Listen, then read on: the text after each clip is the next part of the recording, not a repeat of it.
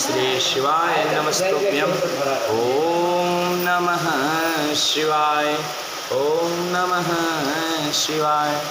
नमामि शमीशान निर्वाण रूपं विभुं व्यापकं ब्रह्मवेदस्वरूपं निजं निर्गुणं निर्विकल्पं निरोहं चिदाकाशमाकाशवासं भजेऽहं निराकार ओंकार मूलं तुरीयं गिराज्ञानिगोतीशमीशं गिरीशं करालं महाकालकालं कृपालं गुणागार संसार पारं नतोऽहं तुषारान्द्रशङ्काश गौरं गम्भीरं मनोभूतिकोटिप्रभासे शरीरं स्फुरं मौलिकल्लोनीचारुचङ्गा लसद्बालबालेन्दुकण्ठे भुजङ्गा चलत्कुण्डलं रत्नेत्रं विशालं प्रसन्नातनं नीलकण्ठं दयालं मृगाधेशचर्माम्बमुण्डमालं प्रियं शङ्करं सर्वनाथं भजामि प्रचण्डं प्रकृष्टं प्रलब्धं परेशम् अखण्डम् अजं भानुकोटिः प्रकाशं त्रयः शूलनिर्मूलं शूलपाणि भजेऽहं सदा भवानी प्रतिभावनज्ञं कलातीतकल्याणकलनान्तकारी सदा सच्चिदानन्ददाता पुरारी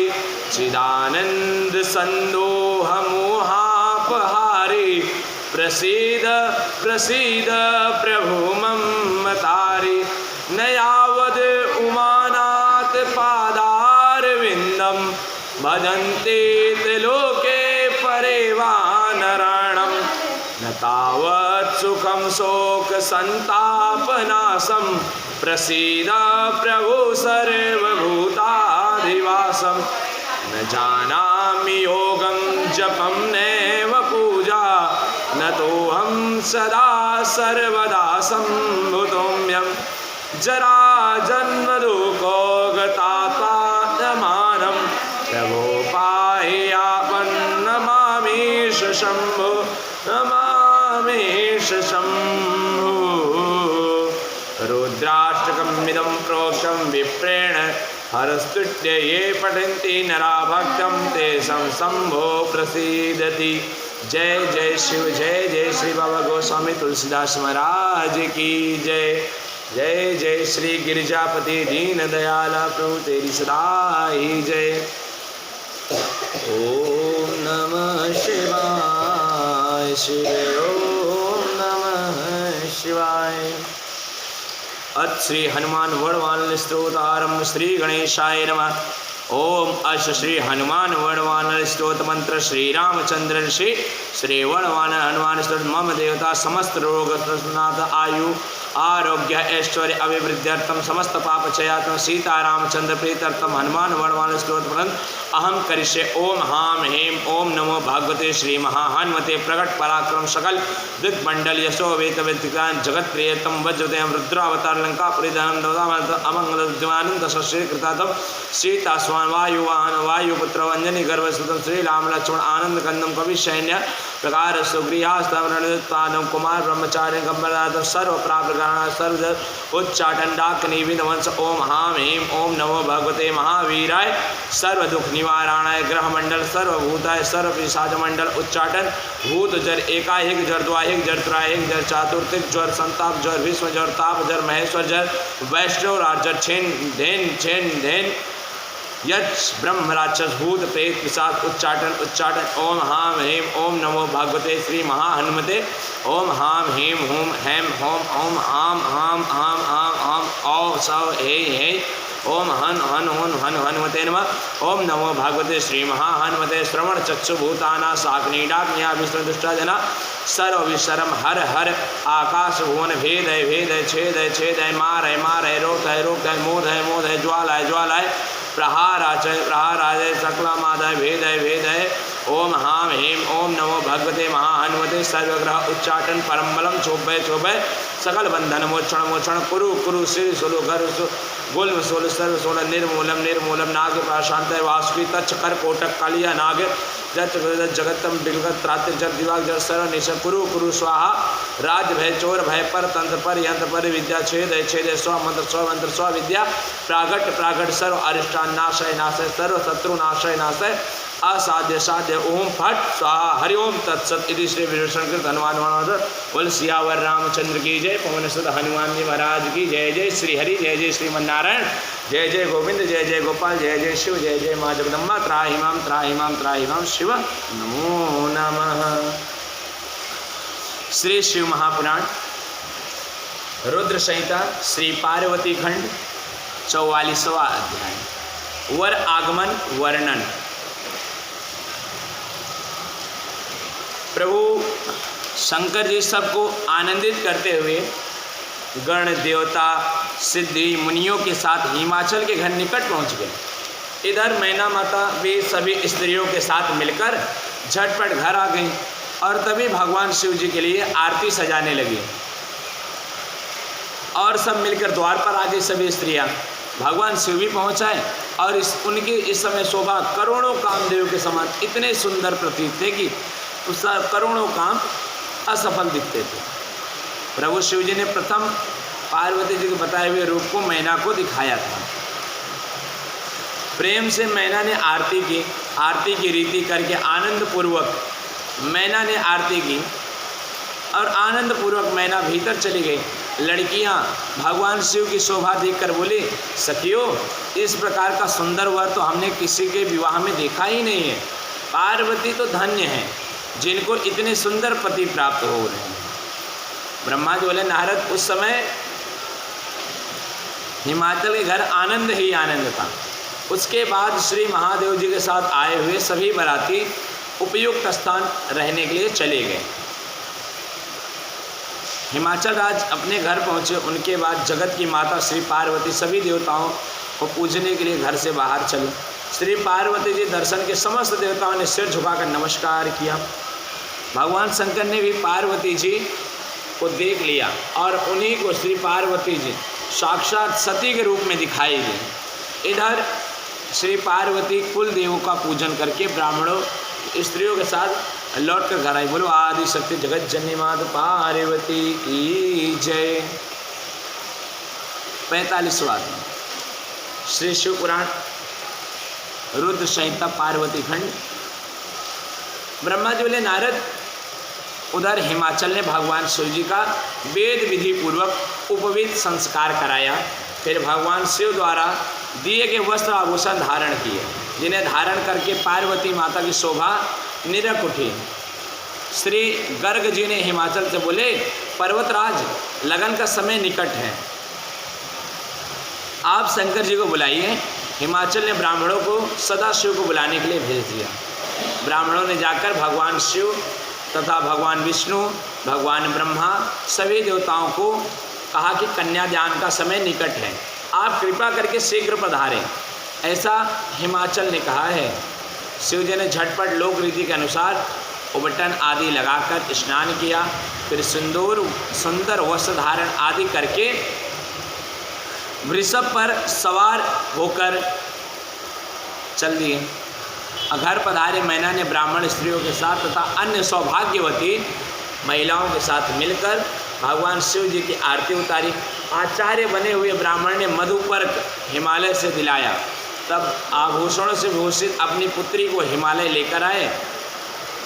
वेदी पर भगवान शिव को बिठा दिए। फिर बृहस्पति आदि शुभ लग्न का अवसर देकर कन्यादान के पूर्व कार्य कराने लगे। शिव जी माँ पार्वती जी एक दूसरे के ओर मुख करके देख रहे थे और कन्यादान का समय हो गया। गर्ग जी ने हिमाचल से कहा एवं मैना से कहा, पर्वतराज की पत्नी अलंकृत होकर स्वर्ण कलश लिए हिमाचल की बाईं ओर आकर बैठ गई और तब हिमाचल ने शिव जी को वस्त्राभूषण दे पूजन करके ब्राह्मणों को कहा, ब्राह्मणों समय हो गया है, अब संकल्प आदि कराइए। इतना सुनकर ब्राह्मण लोग संकल्प पढ़ने लगे। हिमाचल जी ने सदाशिव से कहा, हे शंभु, आप अपना गोत्र, कुल, वेद, शाखा आदि सब कुछ ब्राह्मणों को कह दे जिससे यह संकल्प करे। यह सुनकर महादेव जी विचार में पड़ गए। बोले, अरे सबके बाप तो हम ही हैं, अरे हमारा तो कोई बाप ही नहीं है, हम कैसे बताएं, हमारा कोई गोत्र भी नहीं है। तो उन्होंने कहा कि अरे ब्रह्मा जी, विष्णु जी, आप ही बता दीजिए इनके गोत्र क्या है। भगवान विष्णु बोले, इनका कोई गोत्र नहीं है, क्योंकि यही तो सबके पिता हैं। ब्रह्मा जी ने कहा कि इनके पिता का तो कोई है ही नहीं, क्योंकि यही तो परम पिता हैं। तो सब ने विचार धारण किया, हिमाचल तो जो कुछ भी नहीं है, कुलीन है, कुलहीन है, तो तुम्हारी कन्या पार्वती पति बन गए हैं, अतएव इनका गोत्र कुल तो नाद ही है। शिव स्वयं नादमय है और नादमय स्वयं शिव है, इन दोनों में कोई भेद नहीं है। नारद जी, आपसे इतना सुनते ही हिमाचल ने आश्चर्य में पड़ गए। इधर देवता एवं ऋषि आश्चर्य में पड़कर जय जयकार करने लगे। अब तब मेरु आदि पर्वतों ने कहा, हे हिमाचल राज, क्यों कर रहे हो कन्यादान, क्यों नहीं करते, अब देरी मत करो। तब पर्वतों की बात सुनकर हिमाचल विधि पूर्वक कन्यादान किए। प्रतिज्ञा संकल्प लेते हुए हिमाचल ने कहा, सदाशिव, आपको मैं अपनी कन्या दान करता हूँ, आप इसे अपनी धर्म पत्नी के रूप में स्वीकार करें। इस प्रकार कहकर जल तथा कन्या का हाथ सदाशिव के हाथ में अर्पण कर दिया। तब सदाशिव वे वेदा वचन सुनकर मंत्र बोलते हुए श्री पार्वती जी का हाथ लेकर पृथ्वी का स्मरण करते हुए बोले, लौकिक रीति रिवाज दिखाकर इस मंत्र को पढ़ने लगे। तब चारों ओर जय जयकार की ध्वनि गूंज उठी, गंधर्व गान करने लगे, अप्सराएं नृत्य करने लगे, ब्रह्मा विष्णु इंद्र अति प्रसन्न हुए। इसके बाद हिमाचल ने भगवान शिव को अपना अनेकों वस्तुएं प्रदान की। रत्न जड़ित, स्वर्ण जड़ित आभूषण तथा पात्र एवं दूध देने वाली बहुत सुंदर सजी हुई 1.25 लाख गौवे, सजे सजाए सुंदर 100 घोड़े, रूपवती सजी सजाई युवती, 1 लाख दासियाँ, 1 करोड़ हाथों सोनों के जवाहरात एवं जड़े हुए करोड़ों रथ, यह सब दहेज में दिए। उसके बाद मध्यांति में कहे हुए स्त्रोत द्वारा हाथ जोड़कर शिव जी की स्तुति करने लगे। तब मुनिजन भगवान शंकर तथा पार्वती जी ने शिव का अभिषेक करने लगे। उसके बाद मेरी ब्रह्मा की आज्ञा पाकर ब्राह्मणों ने अग्नि स्थापना किया। भृगु, यजु, साम तथा मंत्रों द्वारा सदाशिव ने हवन कराने लगे। उसी समय माँ पार्वती के भ्राता मैनाक ने आकर श्री पार्वती जी की कीले दी और लोक मर्यादा के अनुसार अग्नि की परिक्रमा करने लगे। नारद जी ने उस समय शिव माया से मोहित होकर श्री पार्वती के चरणों को देखा। देखे ही काम पीड़ित हुए और तब वो मेरा वीरपात होकर पृथ्वी पर गिर पड़ा। मैं अत्यंत लज्जित होकर अपने पाँवों से ढकने लगा। मेरे इस कर्म को शंकर ने देख लिया। तब तो कुपित होकर मुझे मारने की इच्छा की। मैं भय से कांपने लगा। उपस्थित देवता भी भयभीत हो गए। देवता बोले, सदाशिव क्षमा करे, आप सचित आनंद स्वरूप हो, प्रसन्न हो, मुक्ति पाने की इच्छा से मुनिजन आपके चरण कमलों का आश्रय ग्रहण करते हैं। मन वाणी से अतीत से परमेश्वर आपके तत्व को कौन जान सकता है। ब्रह्मा जी बोले, इस प्रकार देवताओं की स्तुति सुन क्षमा कर दिया और ब्रह्मा को निर्भय कर दिया। नारद, मैंने अपने वीर को पाँव से मसल दिया। उसके अनेकों कण हो गए, जिनसे हजारों बालखिल्य ऋषि हो गए। वे बड़े तेजस्वी हुए। उठकर मेरे पास पहुंचकर बोले, हे पिताजी, हे पिताजी, पुकारने लगे। नारद उस समय तुम भगवान की इच्छा से क्रोध में आकर उनसे कहने लगे, ऋषियों, अब तुम्हारा यहाँ रहने का कोई काम नहीं। शीघ्र ही गंधमादन पर्वत पर जाकर सूर्य के शिष्य होकर तब करो। तब भगवान शंकर को प्रणाम करके गंधमादन की ओर चल दिए। उनके बाद मुनिजन शिव जी की आज्ञा से विवाह का शेष कार्य करने लगे। भगवान शिव माँ पार्वती जी के सिर का अभिषेक हुआ, ध्रुव दिखाना, हृदय छूना, स्वस्ति पाठ, शिव द्वारा श्री पार्वती जी की मांग में सिंदूर भरना, शिव पार्वती का एक स्थान में बैठाकर प्राशन, पूर्ण प्रात में गोदान, आचार्य कर्तव्य, 100 ब्राह्मणों का स्वर्ण दान आदि सब किए। उसी समय अनेक प्रकार के बाजे एवं मंगल ध्वनियाँ होने लगी।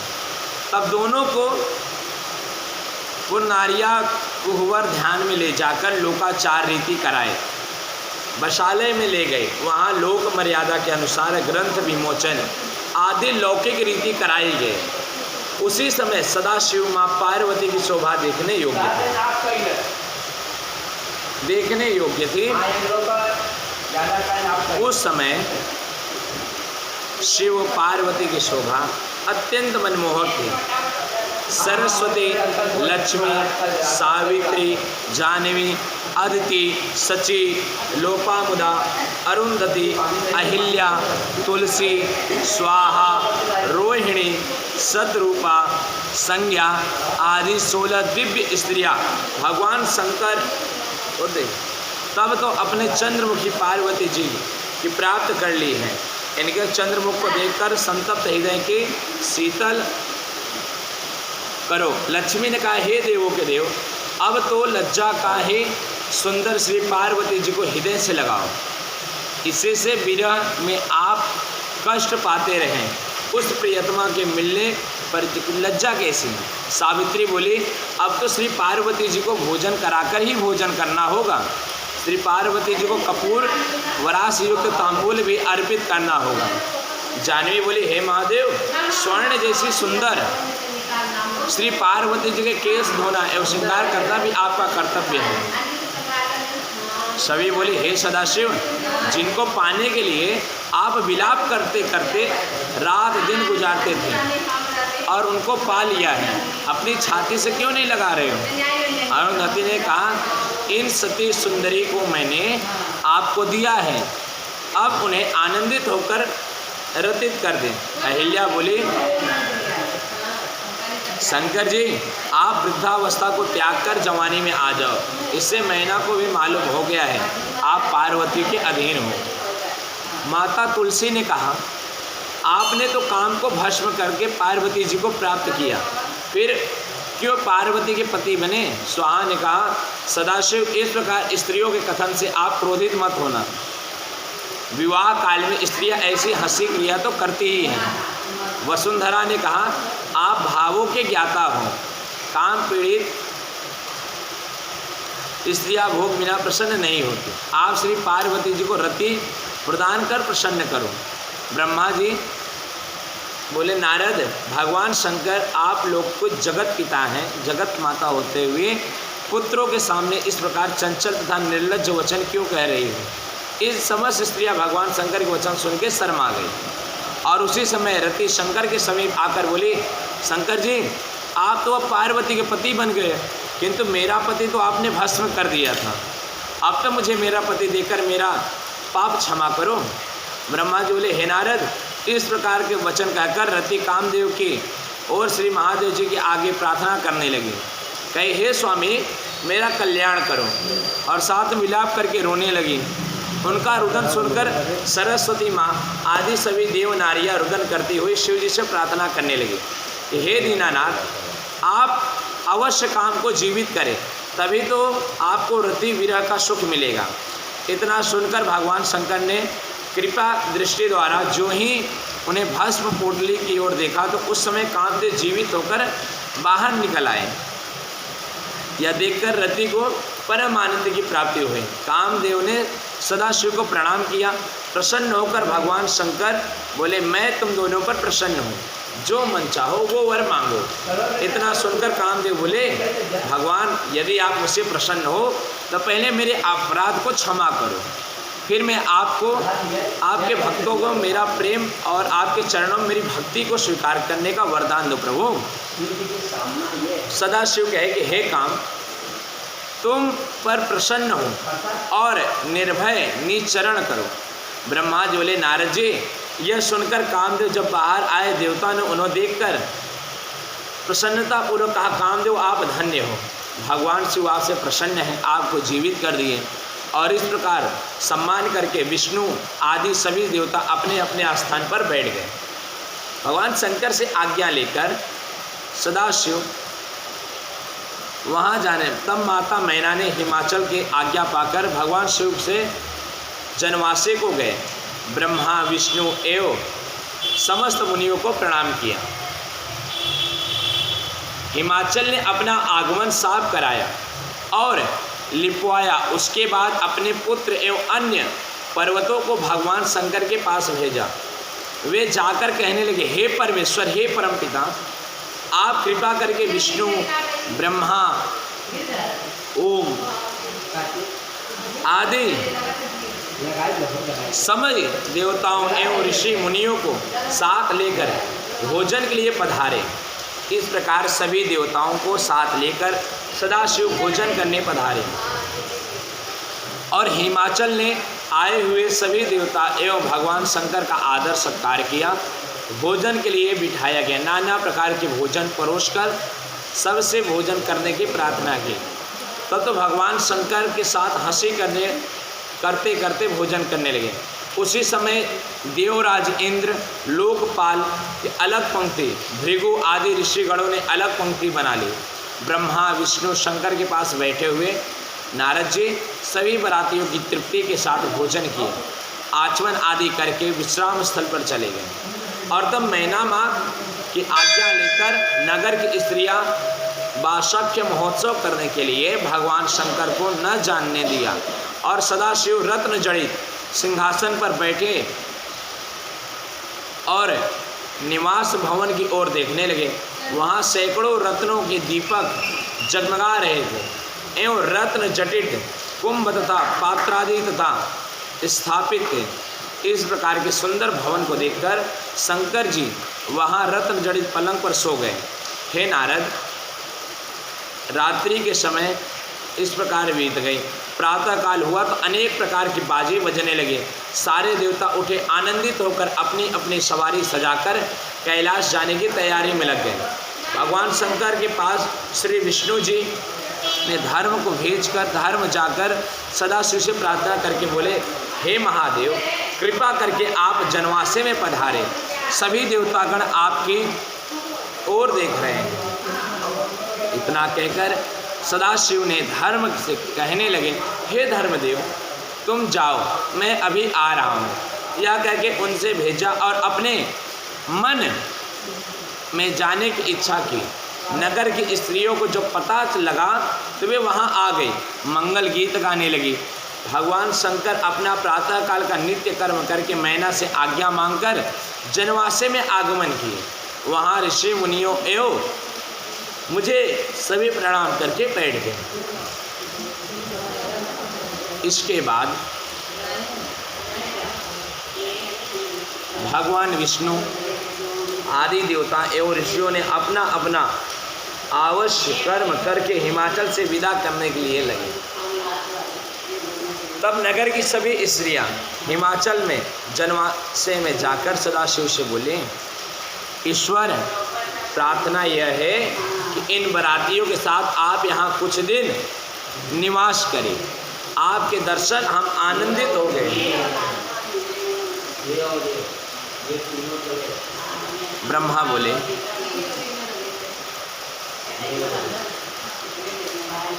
ओम।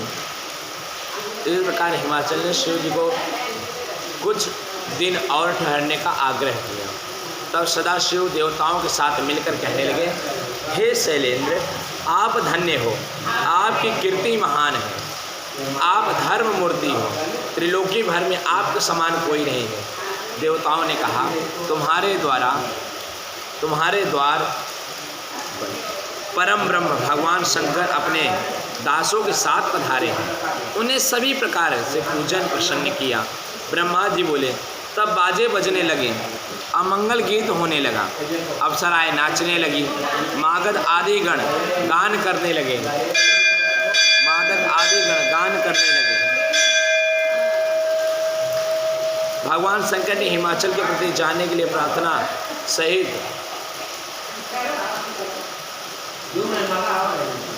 तब हिमाचल ने विष्णु आदि समस्त देवताओं के साथ शिव जी को अपने ग्रह में ले जाकर उनकी चरण धोकर भोजन के लिए प्रार्थना की।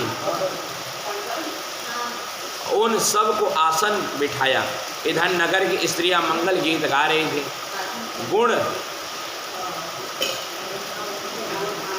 स्त्रियों को गाते हुए देखकर भोजन करने लगे। मंगल गीतों में मधु मधु नारी मधुर मधुर गारी भी दे रही थी। सभी बारातियों ने तीर्थ पूर्वक भोजन किया। हिमाचल ने बड़े आग्रह एवं प्रार्थना करके उन सबको 2 दिन के लिए रोक दिया।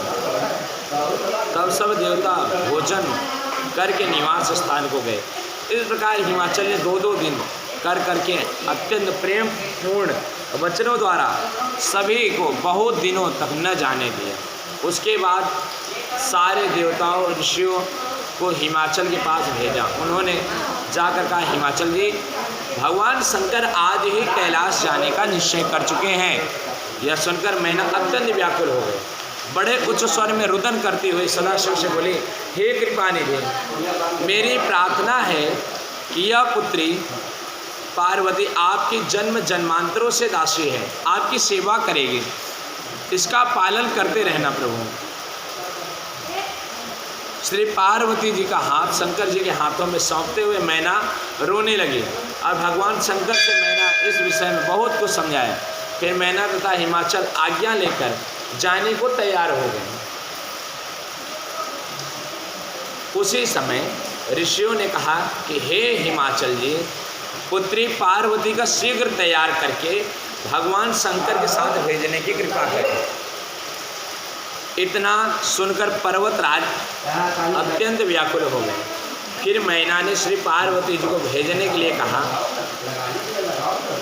मैना को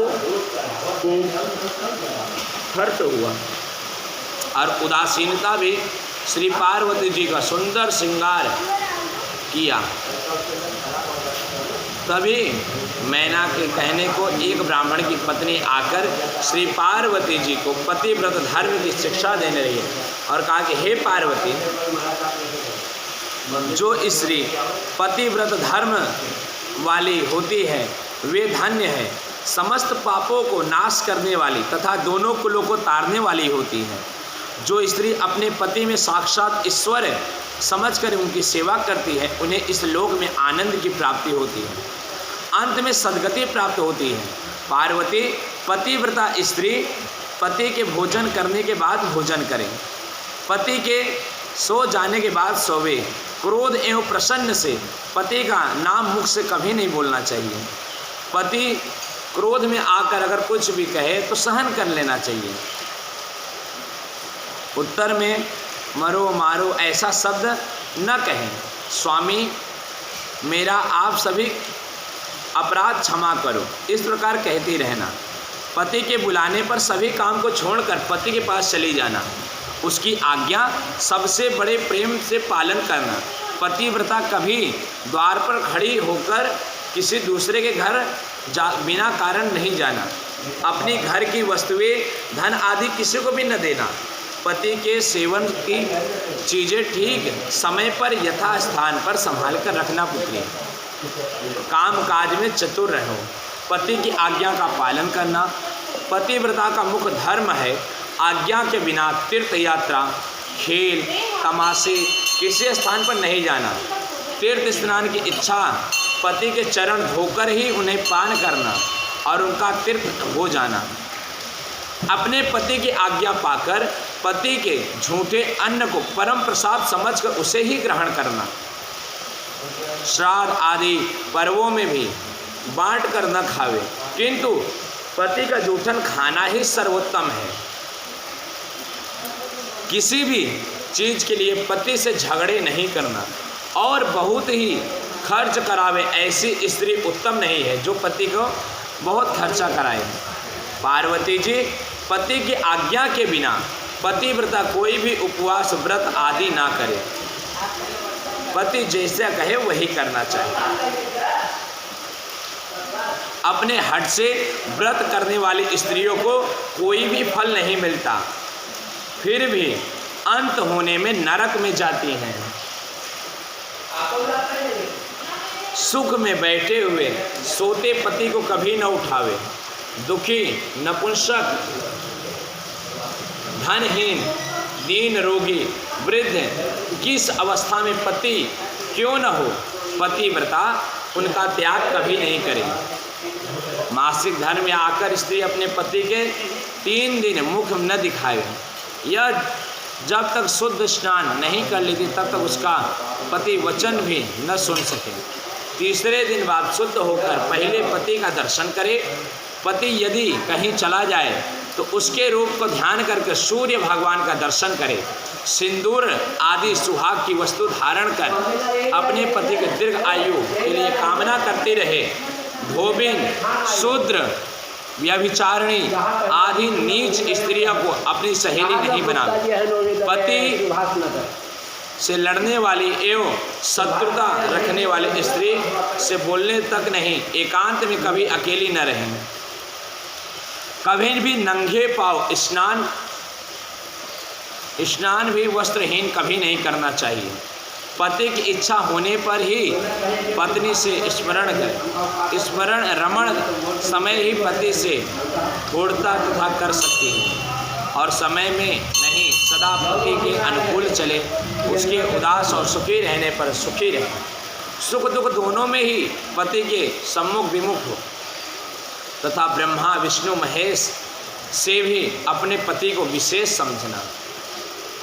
वह पति की आयु का हरण करती है और अंत में नरक।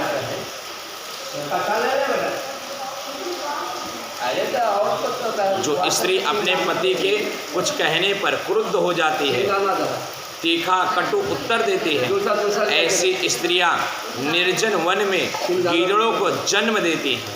पति को ऊंची होकर न बैठे, व्यभिचारिणी, दुष्टों से दूर रहें। पति से कभी भी कुटिलता न बोले। सास, ससुर, जेठ, जेठानी आदि बड़ों का सम्मान करना। ऊंचा नहीं बोलना किसी के सामने, न हंसना। बाहर आए हुए अपने पति के आदर पूर्वक चरण को धोना। हे पार्वती, इस प्रकार पतिव्रता नारियों को लोगों को पवित्र कर देती हैं। तीनों देवों की प्रार्थना से अति प्रसन्न पत्नी ने श्राप द्वारा वराह से मरे हुए एक ब्राह्मण को जीवित कर दिया था। देवी, आप तो सर्वश्रेष्ठ हो, सबका कल्याण करने वाली हो। आपके सामने तो केवल लोकाचार के लिए इतना कहना पड़ रहा है।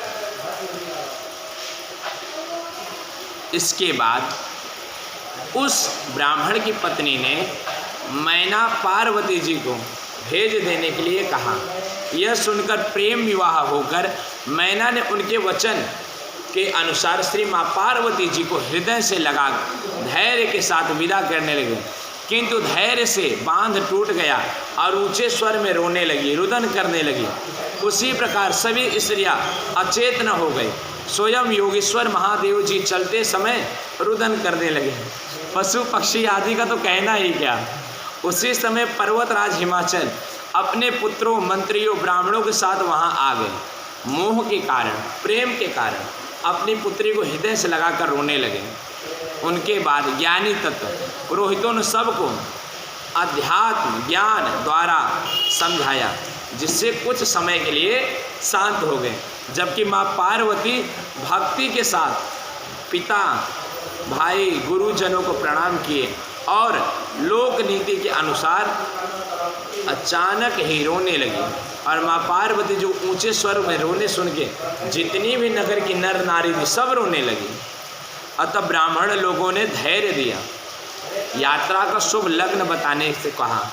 और इस समय रोना अच्छा नहीं होता, आप सब चुप हो जाओ माताओं। मैना माता धैर्य बांधा है। माँ पार्वती जी के लिए पालकी मंगाकर उस पर उन्हें बैठाया गया। सबने श्री पार्वती जी को शुभ आशीर्वाद दिए। हिमाचल तथा मैना ने शुभ आशीर्वाद देते हुए श्री पार्वती जी को अमूल्य आभूषण एवं असंख्य धन दिए। फिर पार्वती जी ने ब्राह्मण, पुरोहित एवं अन्य पूज्य स्त्रियों को प्रणाम किया फिर उनकी पालकी से चली। माँ पार्वती जी चलते समय हिमाचल ने श्री महादेव जी को जाकर प्रणाम किया। विष्णु आदि समस्त देवता से गले लगाकर इस प्रकार श्री पार्वती जी आज्ञा से घर लौटे। ब्रह्मा जी बोले, तब भगवान शंकर सभी देवताओं के साथ कैलाश चले गए, पधारे। लोक रीत के अनुसार सदाशिव ने भगवान विष्णु सभी बरातियों को भोजन कराया। तब बरातीगण सदाशिव को आज्ञा लेकर अपने अपने निवास स्थान को चले गए। ब्रह्मा जी, यह भगवान शंकर के शुभ विवाह का वर्णन है। यह शोक को नाश करता है और हर्ष को बढ़ाता है। बोलो देवाधिदेव महादेव की जय। इति श्री शिव महापुराण रुद्र संहिता श्री पार्वती खंड पूर्ण पद 53 अध्याय पूर्ण पद। जय जय शिव, जय जय श्री शक्ति आदि शक्ति मातु की जय। बोलो उमापति महादेव की जय।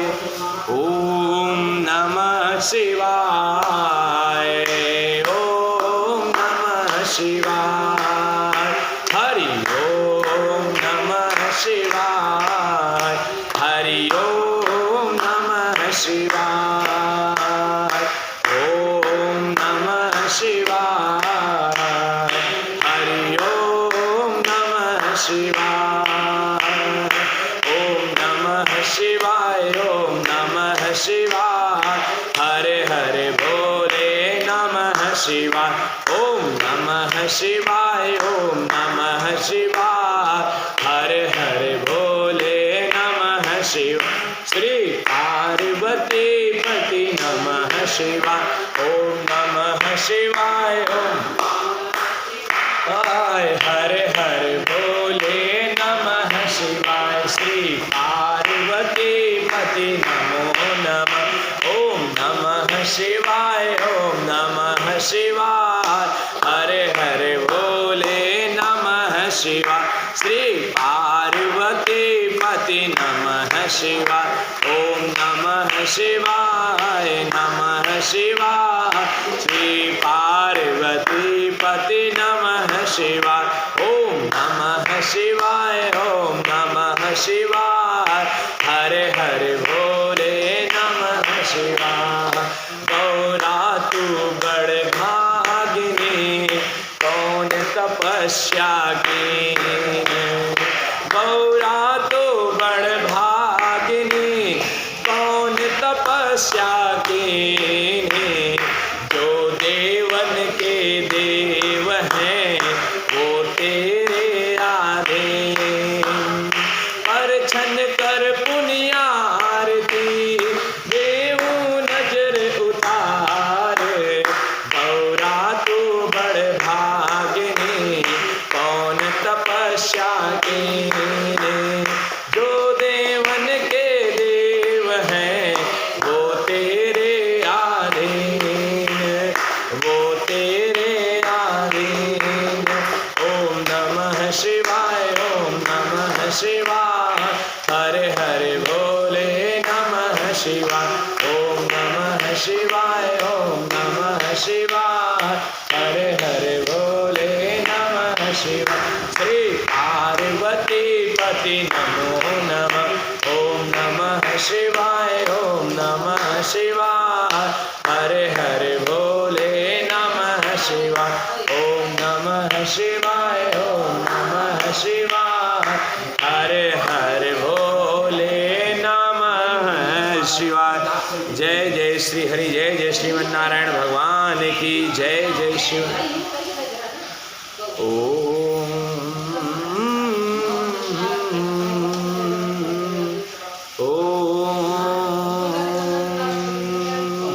शिव, ओम नमः शिवाय, शिव ओम नमः शिवाय, शिव ओम नमः शिवाय, शिव ओम नमः शिवाय, शिव ओम नमः शिवाय, शिव ओम नमः शिवाय, शिवे ओम नमः शिवाय शिवे ओम नमः शिवाय शिवे ओम नमः शिवाय शिवे ओम नमः शिवाय शिवे ओम नमः शिवाय शिवे ओम नमः शिवाय ओम नमः शिवाय ओम नमः शिवाय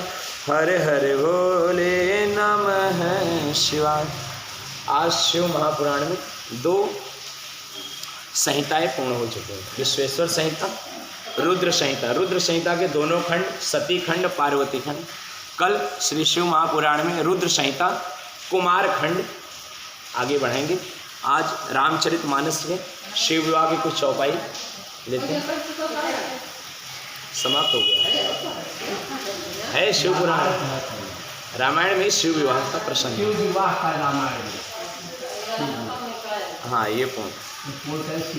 बोलो शिव महापुराण भगवान की जय। सियावर रामचंद्र की जय। पवन सुत हनुमान महाराज की जय। जय जय शिव, जय जय श्री गौरी माता तेरी सदा ही जय। ओम नीलाम्बुजश्यामलं कोमलांगं सीता समारोपित वामभागं पाणौ महासायकं चारुचापं नमामि रामं रघुवंशनाथं शान्ताकारं भुजगशयनं पद्मनाभं सुरेशं विश्वधारं गगनसदृशं मेघवर्णं शुभांगं लक्ष्मीकान्तं कमलनयनं योगिभिर्धरयानगं वन्दे विष्णुं भवरलोकं सर्वलोकैकनाथनं। जय जय श्री हरि, जय जय श्रीमन्नारायण भगवान की जय। जय श्री वाल्मीकि जी महाराज की जय। तुलसीदास बाबा की जय। जय शिव। सवाल लिया तब हमें ओकर अर्थ बताइए। ओम हरि हर विमुख धर्म रत्नाहि ते नरता सपनौ नहीं जाने। बाबा गोस्वामी दास जी कहते हैं उसके अंदर जो भगवान हरि और भगवान हर को धर्म नहीं समझता है वो सपने में भी तर नहीं सकते। जो भगवान शिव में और भगवान विष्णु में भेद करते हैं वो इस संसार में मनुष्य कहलाने के भी योग्य नहीं है, क्योंकि भगवान शिव भगवान विष्णु अलग नहीं हैं। इसीलिए जब ऋषियों ने भगवान शिव से पूछते हैं कि प्रभु आपका जन्म कैसे होता है और कैसे जन्म लेते हो आप, तो वो क्या कहते हैं? हरि व्यापक सर्वत्र समाना अप्रेम से प्रकट भयो में जाना। कि मैं या भगवान विष्णु सर्वत्र पूरे संसार में कण कण में एक समान विराजित है। ऐसा नहीं है कि कहीं पर ज़्यादा है कहीं पर कम। इसीलिए कहते हैं हरि व्यापक सर्वत्र समाना अप्रेम से प्रगट भयोमय जाना। भगवान शिव कहते हैं कि मैं तो यही जानता हूँ कि भगवान प्रेम से प्रकट होते हैं। फिर आगे हरिहर विमुख धर्म रति नाही ते नरतः सपन्यु नहीं जाहि तेहि गिरि पर बट विपट विशाला नीत नूतन सुंदर सबकार त्रिवित समीर सुतल छवि व्यास शिव विश्राम विपिट श्रुत गाव एक बार तेहि तर प्रभु गयौ तर बिलोकि उर अति सुख भयौ निज कर दासी निपुर सभिलासा बैठे सहज शंभु कृपाला कुंद इंदुदर गौर शरीरा भुज प्रबल पर दीन बुनिचारा। 105 बालकांड। तरुण अरुण अम्बुज समरचना नकदुर हृदय हृदय समतरना। ओम भुजंग भूति भूषण त्रिपुरारी आनंद सरंद छंद छविहारी। भगवान